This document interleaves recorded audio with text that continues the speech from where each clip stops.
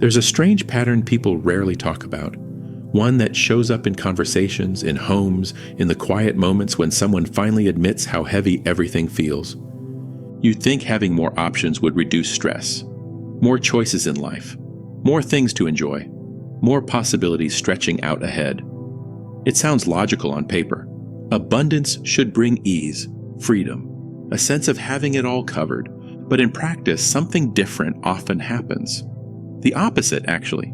The weight doesn't lift, it settles in deeper. Consider how this plays out day to day. The more you own, the more you end up managing. Not just owning in the abstract sense, but actively managing, tracking, maintaining, repairing, deciding what stays and what goes, coordinating space for all of it. The more you manage, the more attention those things demand. A constant low-level pull on your focus. Notifications about warranties expiring, reminders to clean or organize, mental notes about where you put that one thing you might need someday. And somewhere along that cycle, what was supposed to bring comfort, what you acquired thinking it would make life better, starts creating its own kind of pressure. Subtle at first, then persistent. A background tension you carry without quite noticing. That's where minimalism intersects with money in a way that has nothing to do with aesthetics or passing trends. This isn't about stark white walls or designer spareness. It's about something more fundamental: cognitive relief. A reduction in the mental overhead that most people don't even realize they're carrying. Because financial stress doesn't just come from scarcity, from not having enough to cover the basics. That happens, of course, but equally often, and perhaps more insidiously, it comes from complexity, from systems that grow tangled over time, from commitments that multiply quietly until they fill every available space. Most people hear minimalism and assume it's about deprivation, about forcing yourself to live with less because you can't afford more, or because you're trying to prove some kind of moral superiority. Maybe posting about it on social media to signal virtue, but that framing misses the point entirely. It turns something practical into a lifestyle pose. Minimalism, when applied thoughtfully to finances, isn't about rejecting abundance at all. It's about rejecting noise, the kind of noise that clutters your mental landscape and makes every decision feel heavier than it should. Let me break this down with something concrete. Every object you own carries a small but real tax. Not just the price you paid up front, and that's what we focus on, the immediate hit to the bank account, but the ongoing cost of attention that follows. You have to store it somewhere, figure out the right place in an already crowded closet or shelf, maintain it so it doesn't break down or fade, insure it if it's valuable enough, organize it seasonally or when guests come over, periodically decide whether to keep it or let it go, and eventually replace it when it wears out or technology advances. None of these costs appear on a receipt. They don't show up in your monthly budget spreadsheet. There's no line item for mental bandwidth expended, but they accumulate day after day, choice after choice. And over time, they create a quiet background hum of mental effort that never quite stops. It's always there, just below the surface. That hum, the one you might be feeling right now if you pause to listen, is what people mistake for a normal life. The baseline state of adulthood, bills, responsibilities, keeping everything running. But here's the thing, it's not actually normal or inevitable, it's optional, largely self-created through years of accumulation. Think about how many things in your space right now require some form of recurring action. Just take a mental scan of your immediate surroundings. Subscriptions that auto-renew on your banking app, draining a little each month without you thinking twice. Devices scattered around that need charging, updating, backing up. Accounts you have to log into regularly to monitor balances or statements. Gym memberships or streaming services you signed up for in a moment of enthusiasm but haven't canceled. Clothes piling up in the laundry or the back of the closet that need sorting, donating, or replacing. Paperwork in drawers. Tax documents, warranties, manuals that needs filing or reviewing. Each one, viewed individually, feels minor, totally manageable. I can handle that later. No big deal. But together, They form an interconnected system that demands constant micro-decisions. Renew or cancel. Charge now or risk it dying later. Check the balance or trust it's fine. Donate that shirt or keep it just in case. And decision-making itself has a cost. Not a financial one you can track, but a psychological one. Finite mental energy gets depleted with every choice, large or small. This is what researchers call decision fatigue, a well-documented phenomenon where willpower and focus erode as the day progresses and choices accumulate. Every small choice, no matter how trivial, uses up a portion of your cognitive reserves. And when your environment is filled with things that each require their own small decision, you're depleting that energy before you even get to the choices that actually matter. The career move. The relationship question. The quiet reflection time you keep meaning to carve out. Minimalism reverses that entire equation. It simplifies from the ground up. Fewer things mean fewer decisions to make about them. Fewer decisions mean more mental bandwidth preserved for what counts. And that preserved bandwidth creates the feeling people describe as calm. Not euphoric, not manic productivity, just a steady, available calm. It's not magic or some woo-woo mindset trick, it's just structure. Intentional structure working in your favor instead of against it. Here's what happens in practice. When you start applying this, when you own less, deliberately, thoughtfully, your financial life becomes much easier to see clearly. No more guessing, no more approximations. You know exactly what you have because there's less of it. You know what you spend because the patterns stand out without clutter obscuring them. You know what actually matters to you because the non-essentials have been stripped away. There's no visual or mental fog hiding the picture. No pile of random purchases blurring the signal. That clarity alone makes it dramatically easier to notice when something is genuinely wrong. When a subscription has been auto-renewing for years without you using it. When a purchase doesn't align with what you actually value in your daily life. When you're spending to fill some emotional gap that has nothing to do with the object itself. Buying to soothe a restless afternoon or to match someone else's highlight reel. Without that clarity, those patterns stay invisible, buried under layers of accumulation. And invisible patterns create stress you can't even name. You feel tense, overwhelmed, but you can't pinpoint why. Is it work? The economy? Something deeper? The truth is often simpler. Your own systems have grown too complex to navigate. Minimalism also fundamentally changes your relationship with buying. Not because you suddenly stop wanting things, that's human nature. The pull of novelty never fully disappears. But because the threshold for actually bringing something new into your life rises significantly, you start asking different questions, deeper ones. Not the surface level, can I afford this? Which is easy to answer yes to when the payment goes on plastic or gets spread across installments. But do I want to manage this? Do I want this becoming part of my ongoing responsibilities? The space it will take? The maintenance? The decisions it will require down the line? That shift is subtle but extraordinarily powerful because affordability is easy to rationalize away. A quick mental calculation, a promise to be more careful next month. Management, on the other hand, is harder to ignore. It's not abstract. It's the shelf space, the charging cable, the warranty paperwork, the emotional attachment or regret that follows. When you start framing purchases as ongoing relationships rather than one-time transactions, the math changes completely. Suddenly, the cheap impulse buy that seemed harmless at checkout reveals its true, extended cost.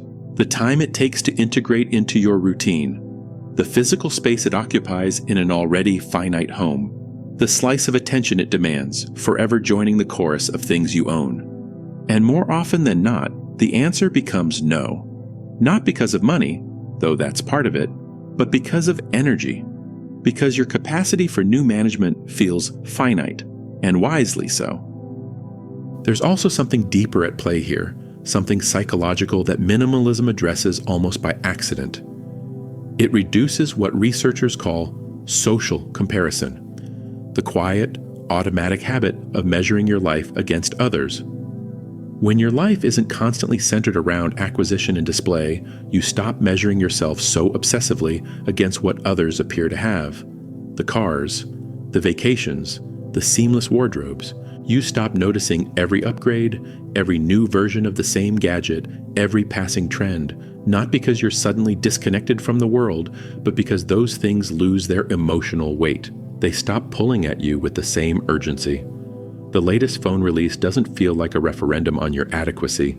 The neighbor's renovation doesn't register as your personal shortfall. This matters far more than most people realize, because a significant portion of what we call financial stress doesn't actually come from genuine need or scarcity.